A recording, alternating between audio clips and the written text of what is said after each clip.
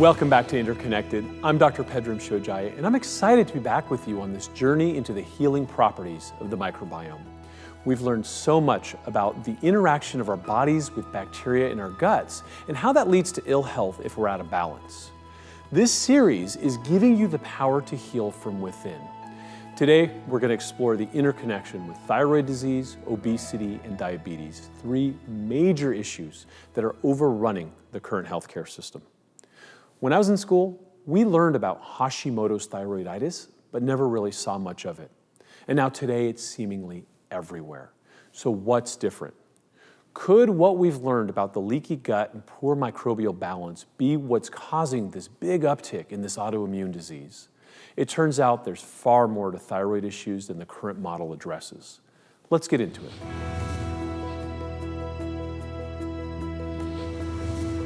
When I was first diagnosed with Hashimoto's, an autoimmune thyroid condition, I was a pharmacist, right? So I thought, okay, great, there's a medication I could take for this condition. And medications can be extremely helpful for people because they can help stabilize the condition. And if you're deficient in a hormone, a medication is going to be the quickest way to get you that hormone.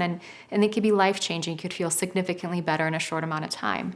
However, I also wanted to know what was causing me to have that condition. That's really how I got interested in root cause medicine. So what is a thyroid gland? What does it do? The thyroid gland is a tiny butter-shaped gland that sits at the base of our neck, and it has a very important job of regulating our metabolism. So this means it helps to run our body, runs our temperature, helps us extract nutrients from food, and basically makes sure that we have energy and that we're burning down our fat. A lot of times we'll see people who struggle with an underactive thyroid, very much they're going to have trouble with their energy levels. They may be gaining weight, and their metabolism is going to be slowed down, so they're going to have slower cell turnover, which will result in dry skin, potentially losing hair, and even various types of things that we may not connect, such as libido problems. If someone has, for example, Hashimoto's, which I see a lot of in my practice, that's my probably number one specialty, is how many people have Hashimoto's and they don't even know it, which they may have had for 20 years and it was never tested. And even if it was tested, they may have not even been told, which is often the case too, is that's been there because there's no treatment for it. You just wait for the immune system to attack your thyroid as much as possible until we can replace the thyroid. So if it's your thyroid becomes less functional. When the thyroid becomes less functional, continuing with more antibodies, eventually you start getting some symptoms of a thyroid that's not working up to par. When you start getting symptoms of a thyroid not working up to par, it's years before you go to the right doctor and get the right diagnosis. The average is 3.5 years and 5 doctors before you get the right diagnosis of an autoimmune disease. Now, it's 3.5 years after the symptoms began enough that you need to go see a doctor. And they don't figure it out. Then you go to another doctor and another doctor. In 2008, I was diagnosed with Hashimoto's disease, which is an autoimmune disease that the immune system attacks the thyroid, and the result of that is the thyroid starts failing. That was a pivotal moment, and I was living in Shanghai in China at that time. That felt very disempowering because there was no access to functional doctors. There were no books and resources back then about how do you deal with autoimmunity, right?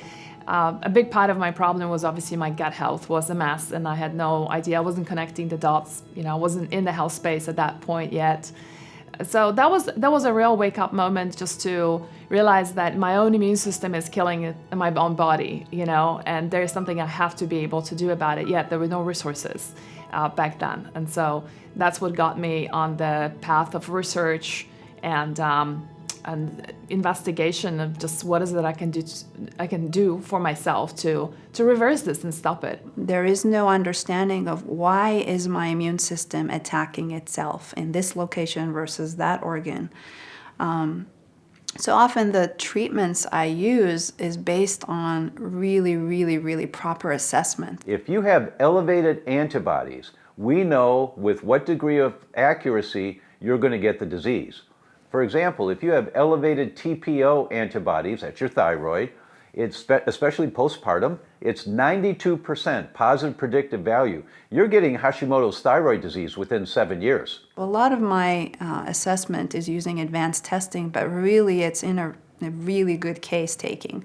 So taking 90 minutes to really look at someone from preconception until where they are today. So I go all the way back to before they were born and really, really take a thorough history. Often the things that went off first, so that could have been that they had heartburn at age 12, or that they had ulcers at 5, or that they started getting constipated or had diarrhea at age 7, and they're 50. But that's still important. Why was it that that happened back then? What was the first system to go off and why? Sometimes that's very crucial in looking at the now. You know, often we don't care about what's happened in the past is done, but it can give you clues.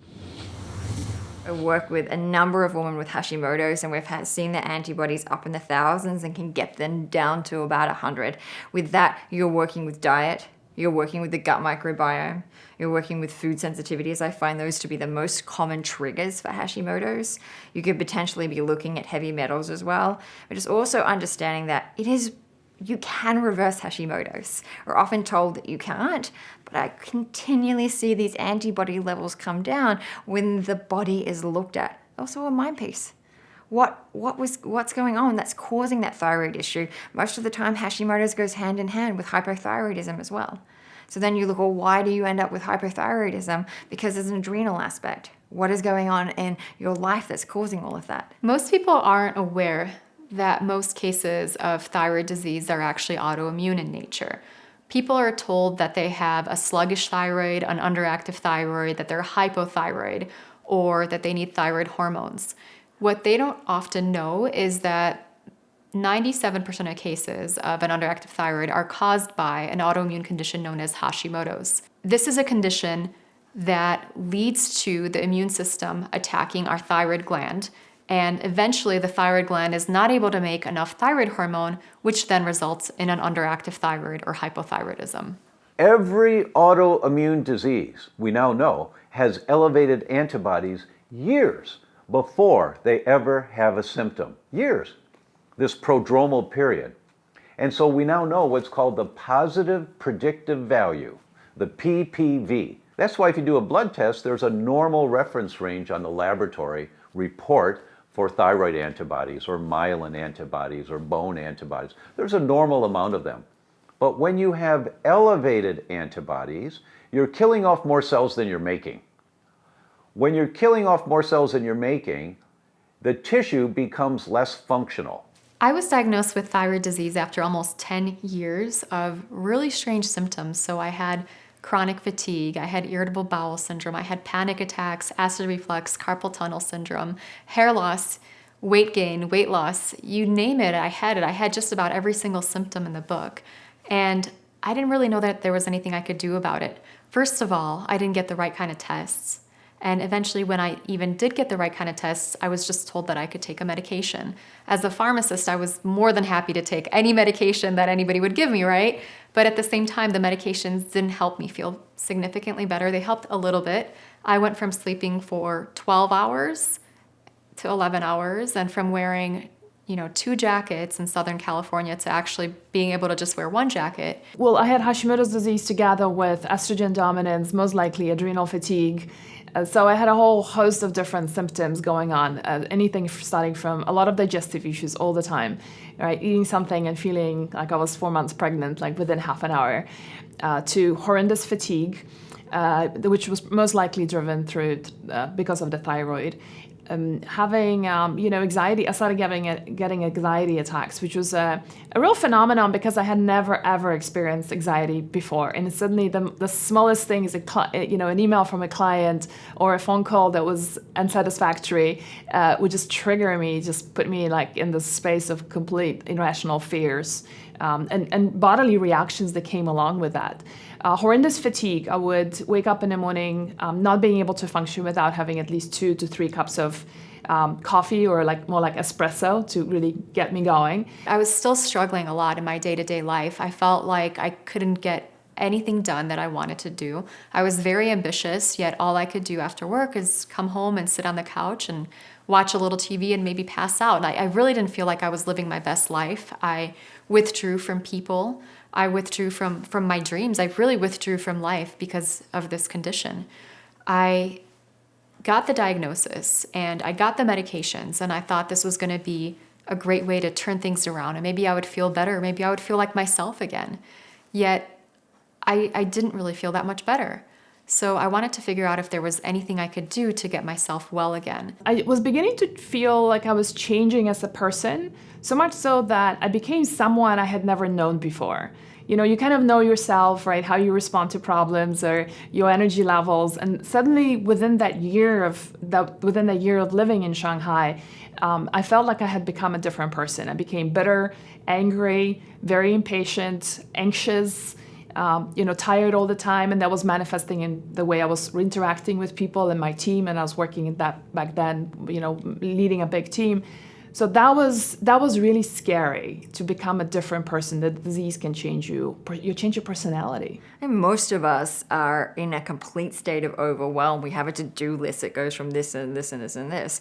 And so we often feel like we don't have time to pause. For the nurturer archetype, it feels really selfish. For the Wonder Woman, it's like, I can't possibly pause. I have so much going on. And it's like, step back. You actually do. And actually, as much as we don't want to hear it, we're not that as important as we think that we are, right? We need to take time for ourselves. If we're doing everything for everybody, whether it's family or work, then we're not learning that they can't get resilient. They're not as resilient as what they should be. So you take care of yourself first. It's not selfish. It's absolutely needed. If you don't start to work on it, things progressively get worse. By the same token, if you start to work on it, things start to get better. And to get to this point where you feel emotionally, physically, and intellectually resilient, and everything starts to flow for you in life. That won't happen without a shift in mindset. And that is for you to take the priority, that your health has got to take priority. There were things that really made a difference, such as changing up my diet. There were supplements that I took because I was nutritionally deficient. There were changes that I made to my microbiome. I utilized a lot of different probiotics and a lot of different protocols to really get things into balance. And, it's been life-changing to have my brain back. It's been life-changing to be able to move, to go to yoga class, to not sleep for 12 hours each day. The cure from Hashimoto's and reversing estrogen dominance, healing my gut was a few-year process, that's for sure. And the biggest thing I think was doing the elimination diet, getting rid of all the highly inflammatory foods, which today we very well know, things like gluten, dairy, corn, soy. In my case, also caffeine was a big driver for my antibodies and the inflammation that was causing the immune system to respond. So getting rid of all of those, changing the environment, diet is a big thing. I think a diet is so fundamental to what we do. But then also looking at other factors, stress levels, quitting my job in advertising from a regional job where I was on the road all the time. Every week I was in a different city in Asia.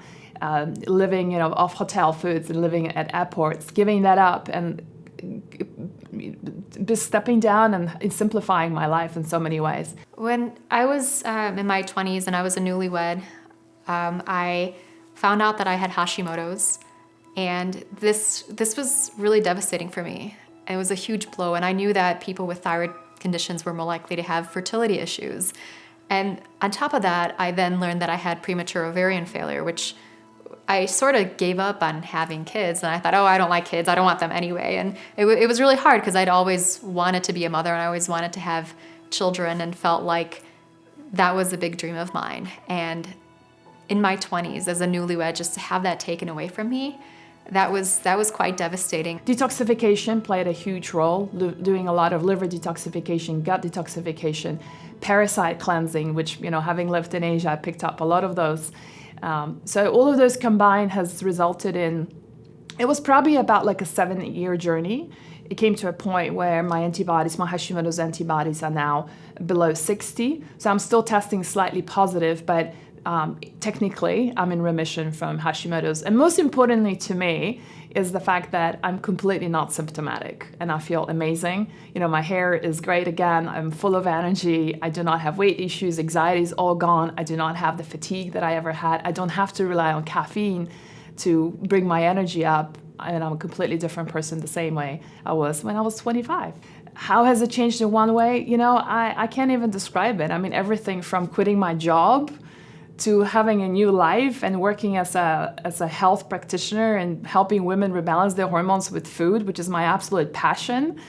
You know, I could have never done that if I stayed in advertising. I actually came home and I cried. I cried for pretty much a whole day, and my husband didn't quite know what to say to me. He didn't know what to do. He's trying to comfort me, and you know, I couldn't even be comforted at that point, because it was something that you feel like is your human right, part of nature, part of our legacy that you can't even carry on because of your health. I don't think we can fully live our lives with a disease. It always feels like something is empty there. There's always something that it's a very draining energy that it needs to be put in managing a disease rather than living your life and growing as a person in every way, growing in a relationship. When we start shifting the things that we put into our bodies, we can really shift out our output. I just had a baby boy who's 10 weeks old today, and I didn't think I'd ever be able to be a mother. I had a diagnosis of Hashimoto's and premature ovarian failure in my 20s. And so this is something that's possible for a lot of people. I don't want people to give up on their hopes and dreams and on their health. Know that there are solutions. Sometimes it's easy, sometimes it's hard, but you are worth it. Maybe not eating that pizza might seem like it's hard right now, but in the long term, when you get your health back, it's going to be worth it. So to turn that all around has just been completely joyous and ecstatic and sometimes surreal. I look at my baby and I say, really, this little special person, this little human that I love so much, he's mine. I can't believe this happened, and it's been a long journey. I'm very, very happy of how it turned out. I would say if somebody has been diagnosed right now with a condition, do not wait till it manifests. Your body is sending you very subtle but clear signals very early in the game. You're tired, you've got digestive issues, you have pain when you have had a meal after having some dairy, you feel bloated, you got a headache after having that piece of cake. Those are your body's way of telling you that's not okay. For me, the microbiome is my boss, that I really gotta listen and respect and honor in every way. Healing Hashimoto's is connected to healing the gut. Eating the right foods and lowering your stress can bring you back to health in short order. The more we learn about the microbiome, the more we find how truly interconnected everything is. We need to create peace at the gut barrier so we stop triggering autoimmune reactions. There's no pill for that, but there's a whole lot more promise than a life of pill popping. Here are some of the common symptoms of Hashimoto's.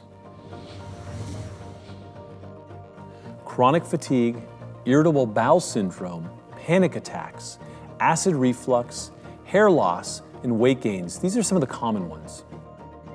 Some of the common triggers include food sensitivities and heavy metals. And common treatments include an elimination diet which pulls high sensitivity foods out of your diet for a few weeks, and also detoxification. This is a big subject in itself, and we have an entire segment on this in the series. The basic types would be liver detoxification, gut detoxification, and parasite cleansing.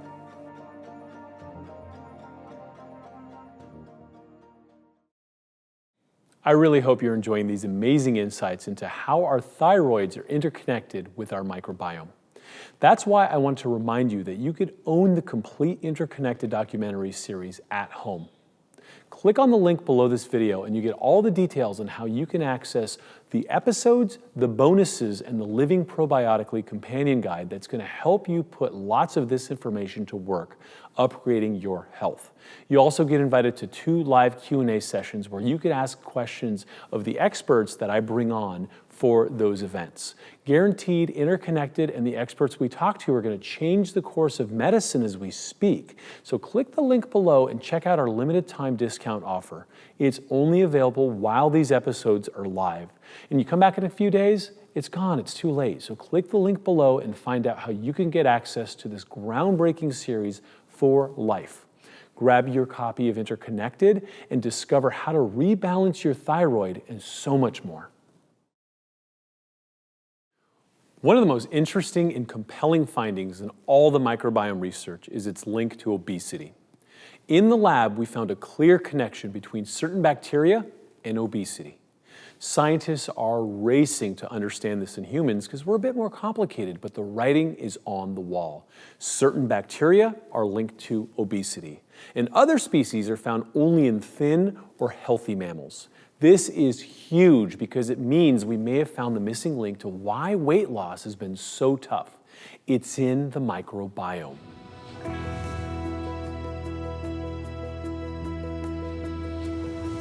The microbiome is a new way for us to look into what's going on behind the scenes that may be basically blocking their ability to lose weight.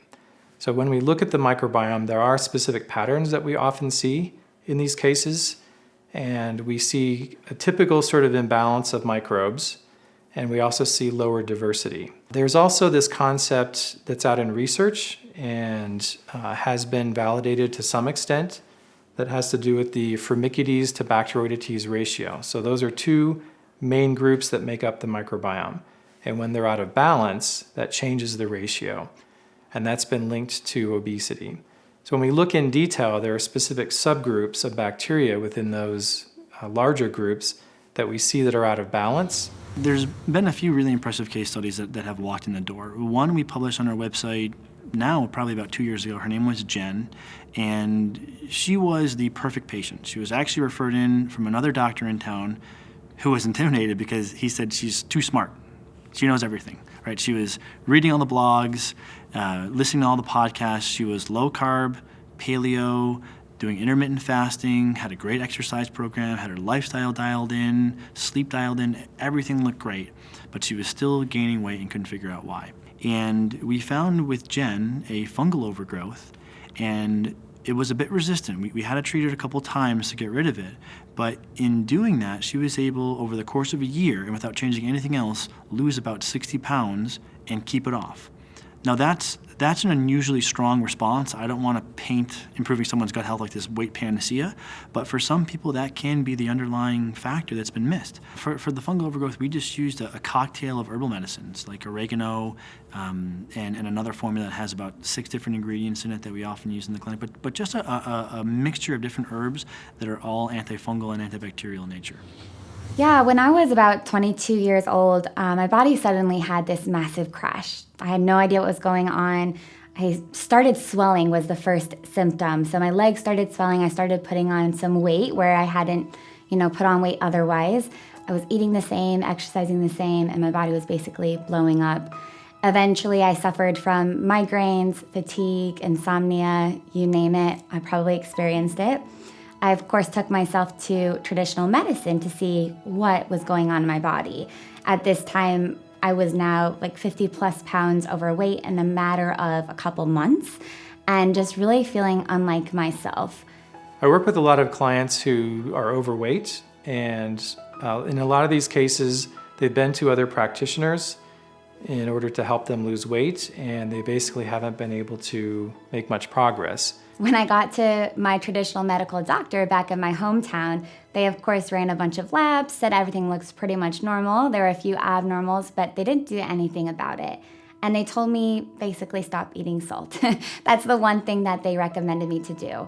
I obviously didn't want that as an answer, so I sought out other help through traditional medicine still. I saw an immunologist, an endocrinologist, an allergist, a gynecologist, all the different things, because what was happening is each doctor was unsure what was going on with my body, and they would just refer me to the next doctor and the next specialist and the next specialist.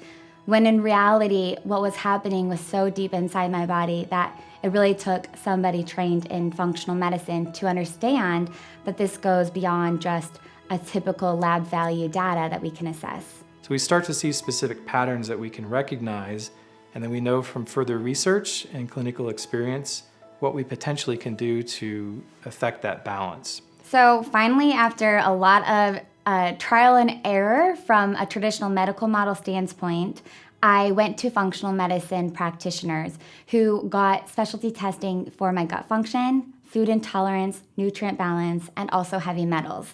And that was really key to understanding, oh yeah, there really is something going on inside of my body. It's not just in my head. Obviously, I know I'm experiencing these symptoms. You can tell physically my body is changing and is inflamed. And so specifically when I had a stool test done, as well as a food intolerance test, I was able to combine those two and start to go step by step to heal. When we basically address these imbalances, then oftentimes we can be very successful in starting to get the weight loss to be more effective in those cases. I was eating lots of vegetables, lean meats, but what I didn't know is that I was actually cutting out entire food groups, which was contributing to a major imbalance in my body. So I was eating the same things every day, which was leading to a gut microbiome that was not diverse, so my immune function was not strong. I was cutting out all grains, I was cutting out all fats, and basically just eating a very strict diet without really even knowing I was doing so, because it's what I had been told basically in the media. For anyone who's been struggling with weight loss for many years, I would highly recommend looking into getting your microbiome tested, because that can yield some really great insights into what might be going on, especially if you've been struggling with trying various approaches and they just haven't worked for you. So in this healing journey, I found out that, well, I'm basically deficient in most all nutrients, and it's because I've been eating the same foods all day, every day, cutting out major food groups. So in healing my gut, I really had to pay attention with, getting different items at the grocery store that I didn't get the week before, and just kind of changing up my routine so that I'm getting all the nutrients I need. It also took adding healthy fats back into my diet, which was huge. For years, I had believed that fats were bad. Fats were going to make me fat. But in fact, it was the opposite. Fats reduce inflammation, and they really helped me heal my intestinal problems and ultimately my entire body. We can tell an awful lot from the microbiome and the types of imbalances that are present in a given individual, because what may be preventing you from losing weight compared to another person may be a little bit different. So you're going to need a very specific approach in terms of how we would help you lose weight based on that information that we get from the microbiome.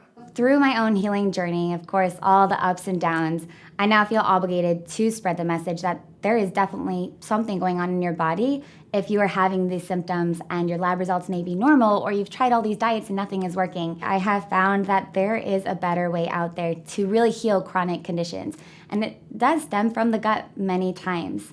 So as a functional medicine nurse practitioner myself now, I lead clients to completely rebalance their body head to toe, looking at the full systems, the full microbiome and your food intolerance and all those things that are going to add up to creating an environment in which your body is able to thrive. Over time, I've seen a number of different cases where when we do apply this information that we're getting from the microbiome, we can be much more effective at helping them reach their goals in terms of weight loss.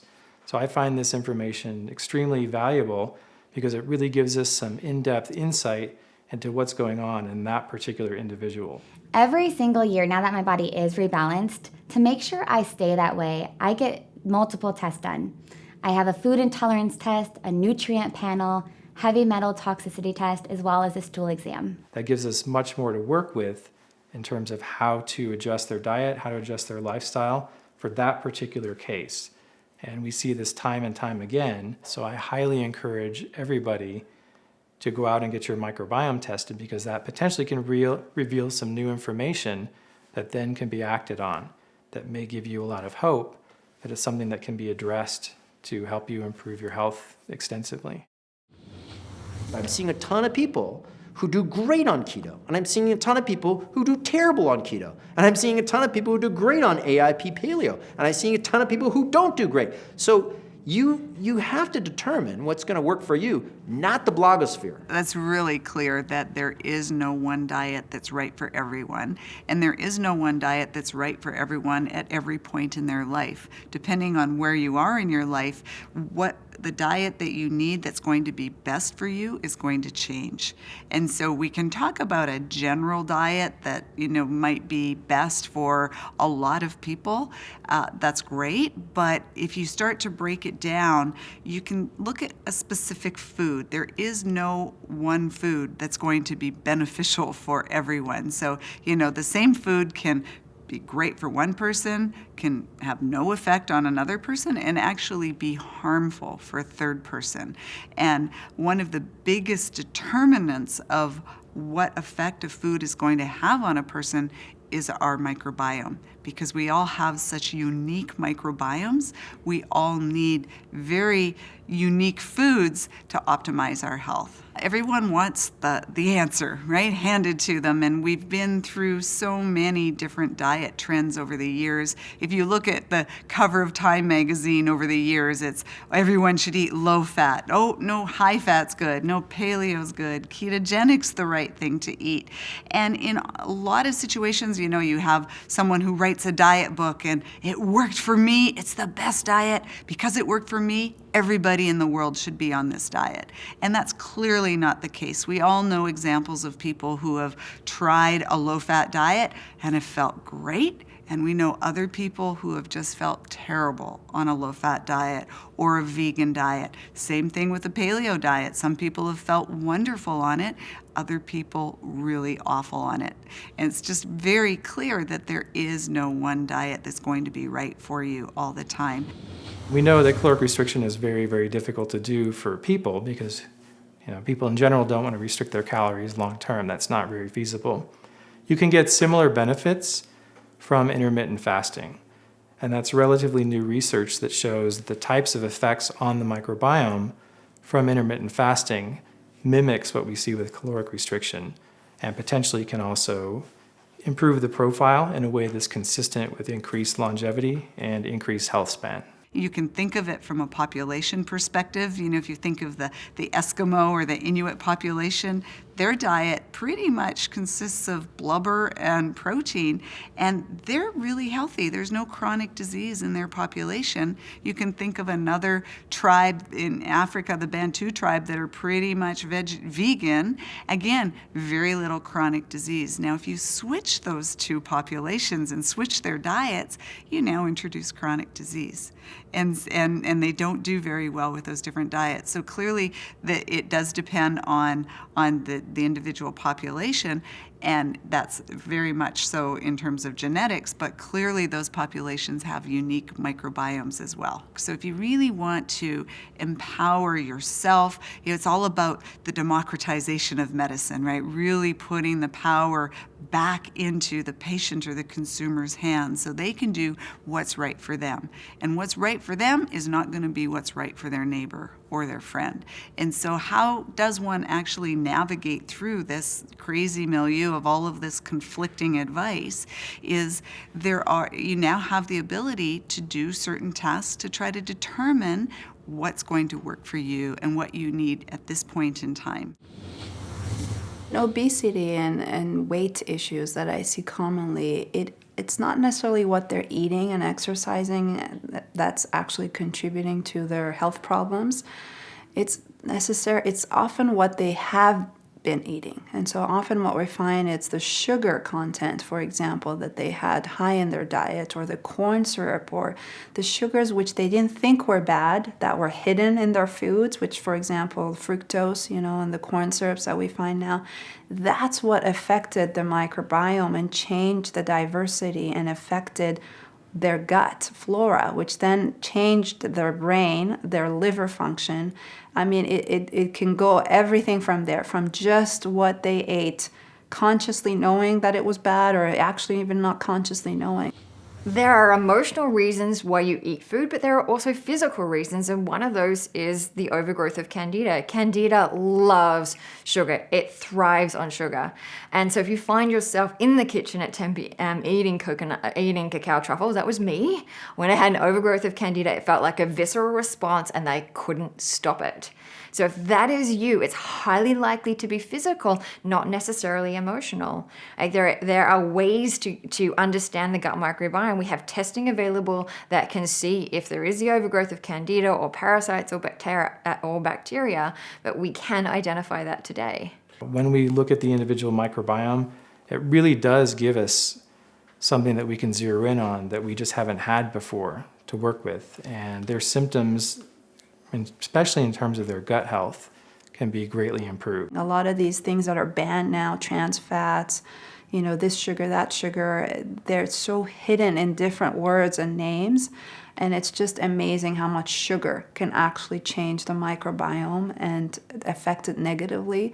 So I would say if there's one thing I ask my patients to do that have obesity issues, or if I can help them with that, is really look at the sugar in their diet and the hidden sugars, the healthy sugars. There's the sugars that, that brand bar, that cereal, the Fruit Loops that claims, to be healthy and full of fiber and full of protein, but it has sugars that actually are a disadvantage for the bacteria in the gut. So I think the obesity here is not necessarily, exercise does also affect the microbiome. So what you eat and how much you move does, but it also depends on, again, like I said, what your mom ate, what you ate as a child that's led to here.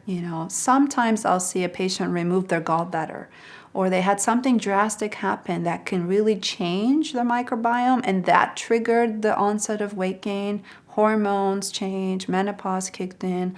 But in a truly obese patient who's been obese for a while and really having a hard time with that, often it's the predispositions. It's almost like the terrain, the soil of that tree is bad, and you're trying to pick the leaves that are going bad and cut off the branch.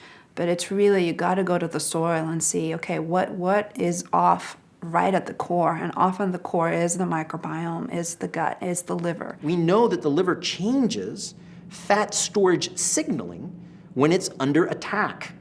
We know that it itself stores more fat. So if you can heal the gut and get rid of the endotoxemia, you can actually lower the fat signals in the human body, lower the inflammatory signals. You can turn off the fat cells. So no, you don't necessarily have a one-to-one correlation. If I eat carbs, I'll get fat. It doesn't exist.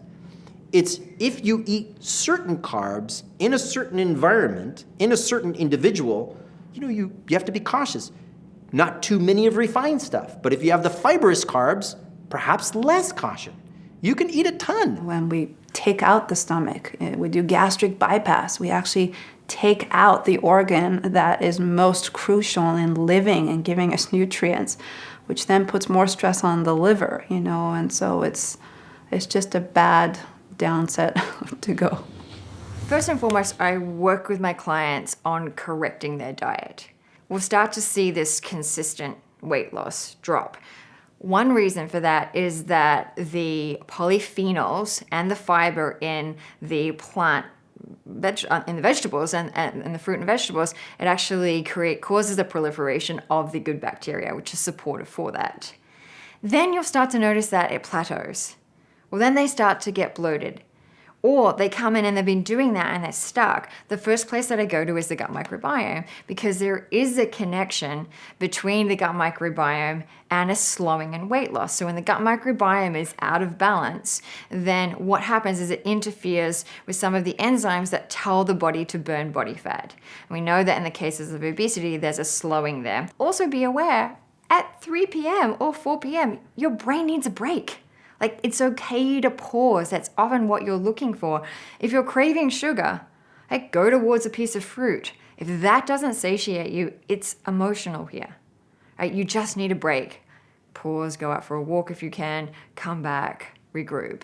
If you're starting your day with gluten-free cereal, a cup of coffee, and then by the time 11 o'clock rolls around, you're super tired, it's because you've had a blood sugar drop. Then what happens is that you then go and get a sandwich because you're in a rush, it's the easiest thing to get. You have more carbohydrates, shoots up the glucose levels, the body then overshoots the insulin, you drop down, you're super tired again. By the time 3 o'clock rolls around, you want that cookie, bagel, or whatever is left over from the office meeting. You put that in, the blood sugar eventually drops, and you're on this continual roller coaster wondering why you're tired, why you're gaining weight, and why you're feeling depressed. That's very simple to change. One of the things that I warn my patients about when I take away sugars, white flour, or suggest that they avoid them is the cravings that will happen. Cravings for these particular foods, despite having had a meal, the patient will go and look in the cupboard and try and find these foods. This is the voice of the microbiome. This is the bacteria that are looking for their food supply and triggering the brain. What also happens is it affects the gut microbiome. When there's too many carbohydrates in the body, you start to shift the gut microbiome balance there. It moves into more of a pathogenic state. That then changes the inflammation in the body. Right? You can then end up with the overgrowth of Candida, which is so common. Right? Then you've got rosacea coming up, you're craving the sugar, you're anxious. It's a whole roller coaster of things. You just pause. Jenny was a patient of mine who needed to take off more than 50 pounds. She had the last 20 years of giving in to foods that she felt extremely guilty about and felt that it was a problem with herself. So her self-esteem comes into play, that she doesn't have the willpower to avoid these foods. Once she understood that it wasn't necessarily her voice that was driving her, she was able to take a stand and replace those nutrients with other beneficial nutrients that helped her to manage her cravings. Then, in the end, after 3 months' time, Jenny was able to balance her microbiome. She no longer has any cravings for these foods, and in fact, she embraces the nutritional foods, and those are the ones that feel good to her. When you have a success like that, the biggest fear is that you're going to go back again. Her mood is fabulous. She's taken her life back. It hasn't solved all of the problems in life, but it's given her hope. It's not our fault that we are in poor health.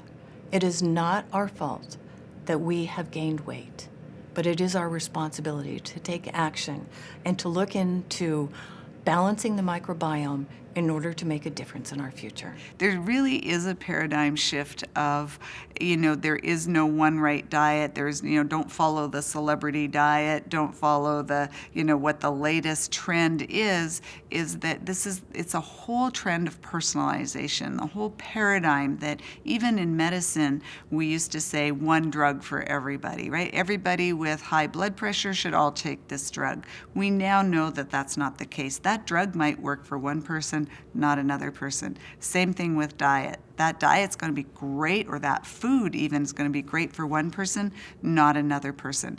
So we talk about personalized medicine, we talk about personalized diet.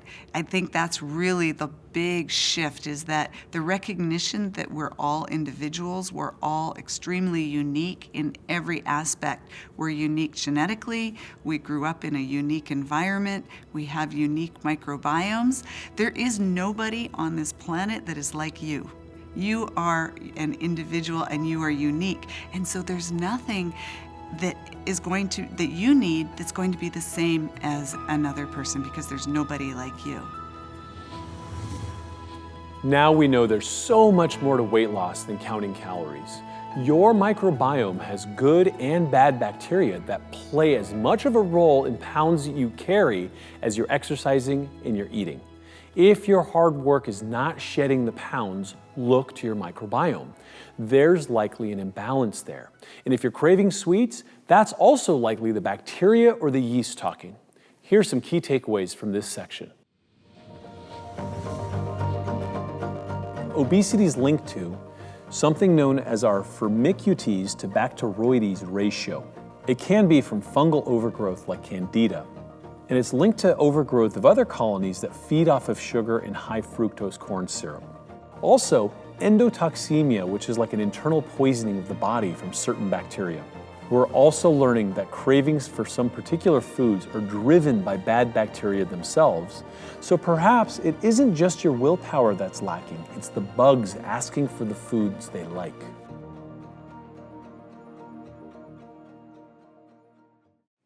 Almost everyone in America knows somebody suffering from diabetes.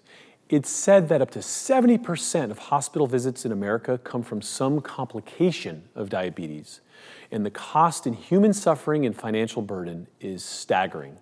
But there's hope. There's a silent revolution in our understanding of diabetes that you're about to learn. From the modulation of sugar, inflammation, and cravings to the protective benefits against toxins that may be causing the disease, there's a whole new world filled with hope. Let's explore. When I see a patient with type 2 diabetes, I need to do some things in the short term that are going to help them, but then I also need to fix the insulin resistance so that long term I can start reintroducing some of those things that they can't have right at the start. And I'll give you an example, okay? I had a 42-year-old patient recently, he was a fireman, okay? And he had type 2 diabetes, okay? And when I went into his history, there were multiple reasons why. He's a shift worker, okay? So his sleep patterns are off, okay? That's gonna cause insulin resistance, okay? He doesn't move his body much, okay? He doesn't have much lean muscle mass. That's gonna cause insulin resistance. His vitamin D levels are very low. That's gonna contribute to insulin resistance, okay? His diet was full of highly processed and refined carbohydrates, okay? That's gonna cause insulin resistance. Okay, all these kind of things. Okay, he had a bit of gut problem, he had a bit of bloating after certain meals, but a constipation. I knew he's got a gut microbiome imbalance. Okay, I didn't measure it, I didn't feel the need to, because I could just tell clinically that was what was going on. Diabetes is a great disease for a dietitian because all is possible. Anything can happen. You can balance the blood sugars. When I see a patient with cancer, heart disease, anything, and the blood sugars are out of whack, we always go after the blood sugars because that is the fuel to the flame. And then there are certain foods such as white rice and white potatoes that you can cook. And then in the process of allowing them to cool, they actually form a type of resistant starch. So if you're consuming essentially cold rice, such as in the form of sushi, for example, or cold potatoes, those can be good sources of resistant starches. Examples of resistant starches that are particularly effective in that application would be basically green bananas and plantains. And then there are also potato starches. So basically when you take raw potatoes, you can buy products that have powdered raw potato. That acts as a pretty significant resistant starch. So in the short term, I dramatically cut out his refined carbs, his processed carbs, like your cereals, your highly processed breads, all these kind of things. And in the short term, I did actually also reduce some of that starchy veg, like sweet potatoes, which actually I think are very helpful, healthy food. But in the short term, I wanted to get on top of everything and get everything under control. And then what I do is I start to fix everything else. We do have to manage a decrease in refined carbohydrates. That's what we do for any of the diseases that we've been discussing, is to decrease the refined carbohydrates, which are fueling the adverse bacteria.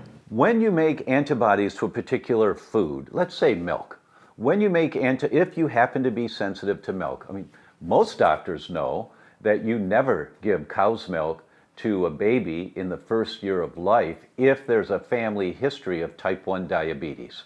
If the baby has the genes to be vulnerable to developing type 1 diabetes, you don't want antibodies that would go after the beta cells of the pancreas, that's the cells that make insulin, that's what causes the diabetes in babies and in children.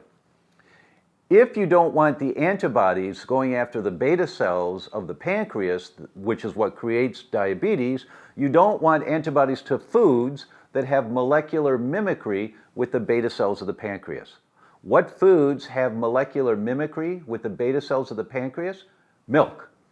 So if you have antibodies to cow's milk and you have a family history of type 1 diabetes, you are at much higher risk of developing the mechanism of type 1 diabetes. And you start killing off those cells, and it takes years of killing off those cells. Most children don't get diagnosed with type 1 diabetes until they're 8 or 9 or 10, because it takes years to kill off the beta cells enough to where they don't make insulin anymore. But it begins when they're drinking cow's milk, if they have that vulnerability. In terms of addressing imbalances in particular types of conditions, such as type 2 diabetes, we have to look at the specifics of the imbalances in the microbiome. And typically what's known so far about these imbalances is that we have a lack of certain types of beneficial bacteria. In this case, these are the butyrate producers. And we also have an overgrowth or imbalance in the pro-inflammatory types, the types that will promote inflammation. And so typically what we're trying to do in this situation to restore balance is increase the butyrate producing bacteria. And the ways that we can do that is providing the types of fibers, et cetera, that they need to actually produce butyrate. It's in fruits and vegetables. It's also in grains like oats, and I prefer oat groats, Groats, as a source because it can be savory or it can be sweet. And when I use sweeteners, we go for the raw honey because the bees put a substance into the honey that helps to prevent an overgrowth of bacteria. So that honey is in and itself a nutritional medicine. Oats, in combination with vegetables and other types of savory items, can be used in a variety of ways. If we put a little Italian dressing on those oats and some parsley and some tomatoes, some onions, we've got a tabbouleh without the wheat. I started to come across research that implicated soluble fiber as a primary fuel source of beneficial bacteria for the microbiome. So it's a very powerful tool. To have soluble fiber on a daily basis is essential for any person with diabetes. It's also helpful for weight management, and so the two come together. We can manage those blood sugars first by increasing sources of soluble fiber. Soluble fiber is different than insoluble fiber in that it swells and binds with blood fats, blood sugars, helps to carry them out of the body. So it can help with cholesterol, helps with blood sugars, helps with lab values. In particular, inulin is a type of fiber that's been well established to stimulate butyrate production. Resistant starch is also another type of basically undigestible carbohydrate that we don't digest well, but the bacteria do, and they can promote or produce butyrate from that particular compound. Then there are particular types of probiotics that can be used to increase butyrate production. And there's some research around certain bifidobacteria species and strains, as well as certain lactobacillus species and strains that have been shown to stimulate the butyrate producers. All these kind of things. I also gave him some probiotics, okay? Probiotics that I thought were going to help reduce the transfer of something called lipopolysaccharide, LPS. LPS is really important in type 2 diabetes. What we're finding now is that if you are giving low-grade insults to your body every day with poor lifestyle choices, you can get a leaky gut, and that LPS can start going into your bloodstream. That LPS itself will cause insulin resistance and cause type 2 diabetes. So I also gave him something to help reduce LPS transfer across his gut. And as I did that, his insulin resistance has started to come down, okay?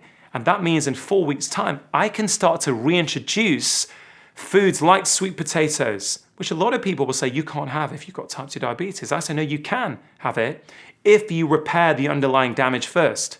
So when you're using these types of things in a supplement protocol or making sure that they're getting adequate levels in the diet, that again can balance the microbiome in a way that reduces the signs and symptoms of something like type 2 diabetes.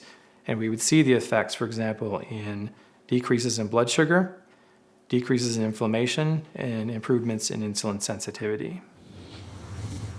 When someone comes in to see us and they have some symptoms, whether it's the symptoms of diabetes or a son with attention deficit or a woman with recurrent miscarriage, it doesn't matter what the symptoms are. It's like they have fallen over a waterfall and crashed into the pond below.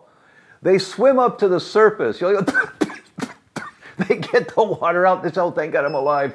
And they're trying to stay afloat in this pond of diabetes or this pond of attention deficit. But the water's really turbulent because the waterfall keeps falling into the pond. They keep living the lifestyle that created the problem.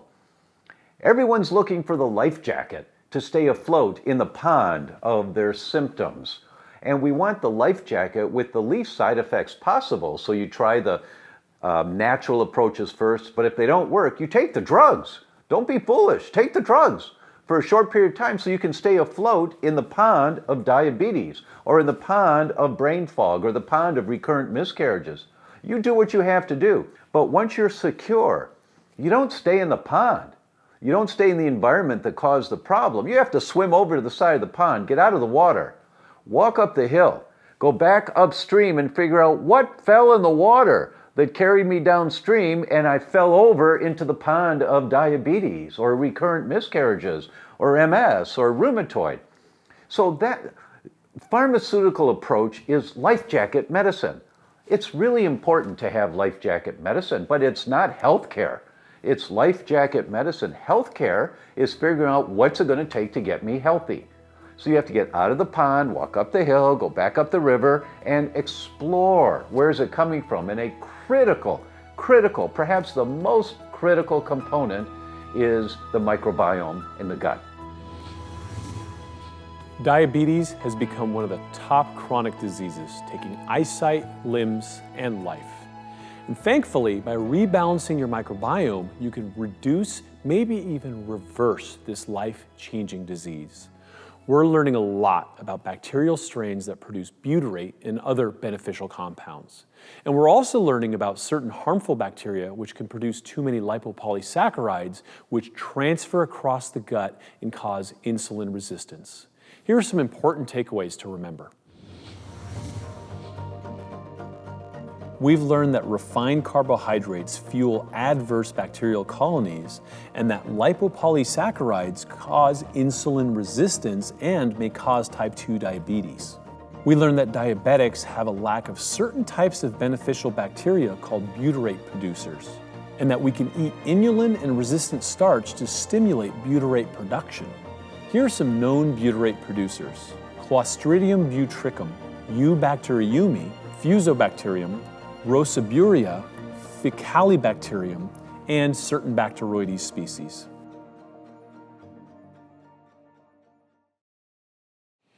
See how all of this is coming together?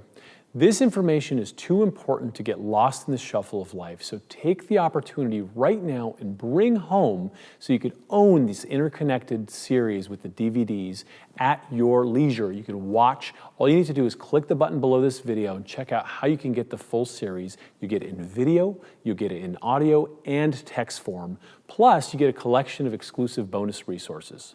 The best part, for a very limited time, you can get the entire package at a massive 50% discount, but it's only during this live launch. You'll get lifetime access to everything you've seen in the episodes, plus the companion guides, the extended uncut interviews, and the How to Live Probiotically guide that'll help you put all of this into work in your life. But you can only do that at the massive discount during this live launch. Put the power of the microbiome in your own hands. Order Interconnected at home right now, risk-free. Let's get back to the episode. We are now in the throes of the main issues taking millions of lives in the West and are just beginning to understand the role of the friendly bacteria all around us in these diseases. What we've learned so far is that there's hope. A lot of it for a brighter future now that we're looking through the right lens. I'll see you in the next episode of Interconnected, where we're going to share how the microbiome is revolutionizing the treatment of cancer and heart disease, two of the worst diseases plaguing humanity. Until then, this is Dr. Pedram Shojai wishing you well.